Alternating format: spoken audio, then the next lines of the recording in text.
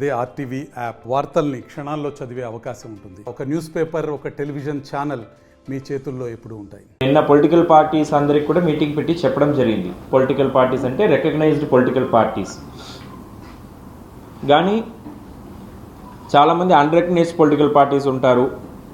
Independent క్యాండిడేట్స్గా contest చేయాలని అనుకునే వాళ్ళు ఉంటారు.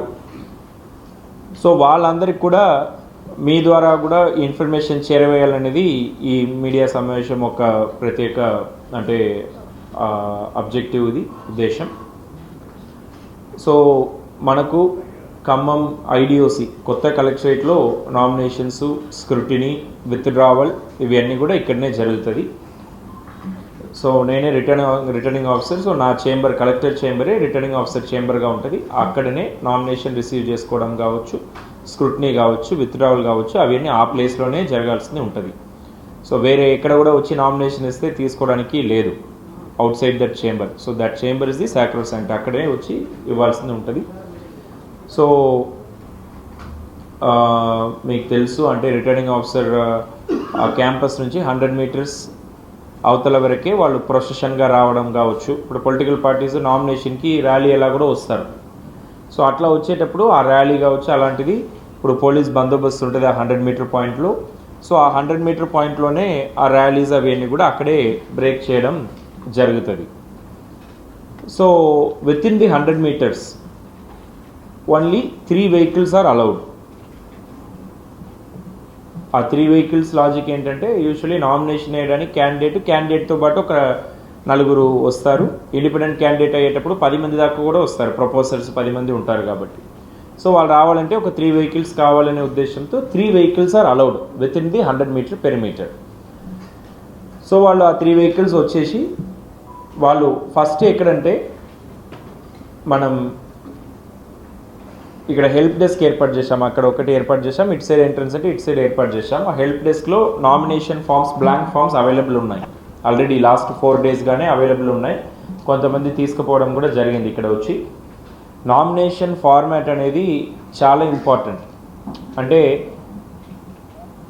మన చట్టంలో రూపొందించిన ఫార్మాట్ ప్రకారమే నామినేషన్ వేయాలి. మనం సొంతంగా మనం ఒక ఫార్మాట్లో చేయడానికి లేదు. ఆ ఫార్మాట్ ఏమైనా అటు ఇటు మారితే కూడా నామినేషన్ రిజెక్ట్ అయ్యే అవకాశాలు ఉంటాయి. సో అందుకని ఆ ఫార్మాట్ 2A ఇప్పుడు ఏదైతే కమిషనర్ చెప్పారో ఫార్మాట్ 2A అనే దాంట్లోనే చేయాలి. అది కూడా లేటెస్ట్ అప్డేట్, కొన్ని చేంజెస్ అయ్యి ఉంటుంది క్రమంగా అమెండ్మెంట్స్ వల్ల. సో లేటెస్ట్ ఫార్మాట్ అనేది మనం ఇక్కడ అందుబాటులో ఉంచడం జరిగింది. సో ఇంటర్నెట్లో కూడా డౌన్లోడ్ చేసుకోవచ్చు, కానీ ఇంటర్నెట్లో ఏమైనా పాత ఫార్మాట్ డౌన్లోడ్ చేసుకొని దాంట్లో నింపుకొని తీసుకొస్తే అది ఇబ్బంది అవుతుంది. అందుకనే ఇక్కడ ఈ హెల్ప్ డెస్క్ కూడా ఏర్పాటు చేయడం జరిగింది. అలానే కొంతమంది అసెంబ్లీ ఎలక్షన్ ఫార్మాట్లో నింపుకొని తీసుకొస్తారు. So there is a distinction. Assembly ఎలక్షన్స్కి 2B ఫార్మాటు, ఈ పార్లమెంట్ లోక్సభ ఎలక్షన్స్కి 2A. సో ఈ 2A ఫార్మాట్లోనే నింపాలి. ఈ నామినేషన్లో మాత్రం ఏ చిన్న తప్పు ఉన్నా కూడా అది రిజెక్షన్కి దారి తీస్తుంది. So we want be extra careful. So మేము క్యాండిడేట్స్కి గైడ్ చేసి, మన ఉద్దేశం కూడా ఏంటంటే వీలైన వరకు ప్రతి నామినేషన్ కూడా అక్సెప్ట్ అవ్వాలనేది ఉద్దేశం. ఎందుకంటే క్యాండిడేట్ గెలుస్తారా ఓడిపోతారా అనేది ప్రజాక్షేత్రంలో తెలిసిపోతుంది. సో ఇక్కడ నామినేషన్ స్టేజ్లో ఎవరు కూడా అట్లా ఫిల్టర్ కావద్దు అనేది మన ఉద్దేశం, రైట్? సో నామినేషన్ వీలైన వరకు స్క్రూటినీ దాకా మనం పెట్టుకోకుండా ముందు నుంచే మనం వాళ్ళని గైడ్ చేస్తున్నాము. ఇప్పుడు వాళ్ళ ప్రపోజర్స్ కావచ్చు, వాళ్ళ క్యాండిడేట్స్ కావచ్చు, వాళ్ళకి ఓటు ఉందా లేదా ఇలాంటిది చెక్ చేయడానికి కూడా ఈ హెల్ప్ డెస్క్ పెట్టాం. వాళ్ళు తీసుకొచ్చి వీళ్ళు మా ప్రపోజర్, వాళ్ళ పేరు, తండ్రి పేరు అట్లా చూపిస్తే కూడా మన వాళ్ళు సెర్చ్ చేసి వీళ్ళది ఫలానా సీరియల్ నెంబర్లు ఉంది, ఫలానా పార్ట్ నెంబర్లు ఉందని కూడా చెప్తారు. అందుకే ఈ హెల్ప్ డెస్క్. నామినేషన్ ఎల్లుండి నుంచి స్టార్ట్ అయింది కాబట్టి నామినేషన్ వచ్చేటప్పుడు కూడా వాళ్ళు నింపుకొని వచ్చేటప్పుడు కూడా ఒకసారి వీళ్ళు ఈ ఓటర్ లిస్ట్లో ఉన్నారా లేదా అనేది కూడా హెల్ప్ డెస్క్లో చెక్ చేసుకోవచ్చు. జస్ట్ వాళ్ళకు ఒక ఫెసిలిటీ అనమాట, దాంట్లో స్టాచ్యూటరీ ఏం లేదు. Just we are going out of the way to facilitate them, guide చేయడానికి అంతే. అట్లానే మన వెయిటింగ్ హాల్లో కూర్చోబెడతారు. ఫస్ట్ మన సిటిజన్స్ వెయిటింగ్ హాల్ ఉంది కదా దీని పక్కన, అక్కడ వచ్చినాక ఫస్ట్ అక్కడ కూర్చుంటారు. ఎందుకంటే ఎక్కువ మంది వస్తారు, ఒక 4-5 క్యాండిడేట్స్ వస్తే వాళ్ళతో పాటు 20-30 మంది వస్తారు. సో ఈచ్ క్యాండిడేట్తో పాటు 5-6 అనేటప్పుడు 30 మంది అవుతారు. సో ఆ పెద్ద వెయిటింగ్ హాల్లో ఫస్ట్ స్టెప్. తర్వాత నా సీసీ చేంబర్, ఆ పేషీలో సెకండ్. అంటే వాళ్ళకి టోకెన్ నెంబర్స్ ఇచ్చేస్తాం వెయిటింగ్ హాల్లోనే. సో నెక్స్ట్ వరుసలో ఉన్న వాళ్ళని తీసుకొచ్చి సీసీ రూమ్లో కూర్చోబెడతారు. అక్కడి నుంచి ఆ ఎంట్రన్స్ ద్వారా నా చేంబర్కి ఎంట్రన్స్ ఉంటుంది. సో ఒక్కొక్కరుగా పిలిచి అక్కడ నామినేషన్స్ రిసీవ్ చేసుకోవడం జరుగుతుంది. So entire thing is videographed. Entire nomination process and entire ప్రొమైసెస్లో కూడా సీసీటీవీ కెమెరాస్ కూడా పెట్టించాము.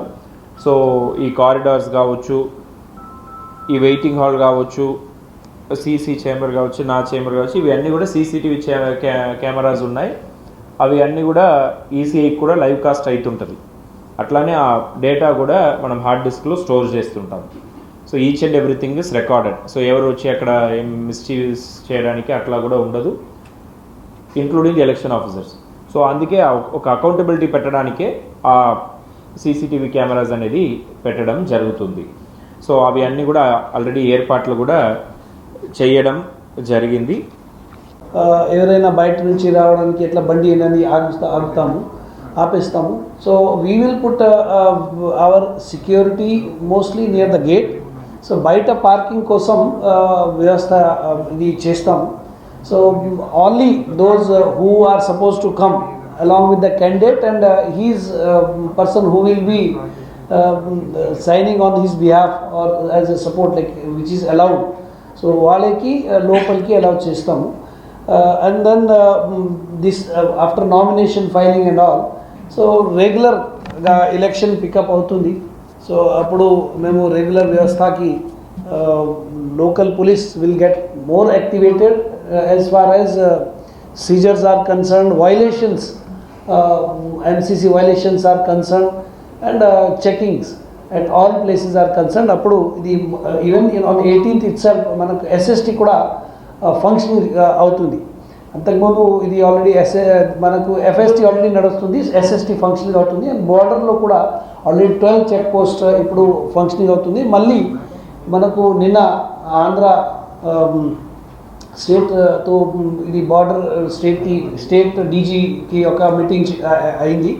ఇందులో కొన్ని రూట్స్, ఇప్పుడు 7 రూట్స్ మన కమిషనరేట్ నుంచి, మన జిల్లా నుంచి ఆంధ్రాకి ఎన్టీఆర్ డిస్ట్రిక్ట్కి కవర్ కాలేదు.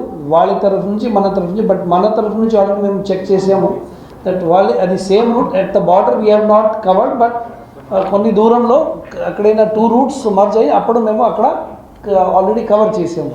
So కొన్ని routes which are not covered, so that those routes also will be covered by putting random checking, vehicle checking and other measures also. So Andhra side నుంచి కూడా అది జరుగుతుంది. సో ఇప్పటివరకు already we have register almost 102 cases. ఇందులో 96 liquor cases ఉన్నాయి. And seizures కూడా total 1,12,53,000 వరకు చేయడం జరిగింది. But once nominations are filed, it will pick up.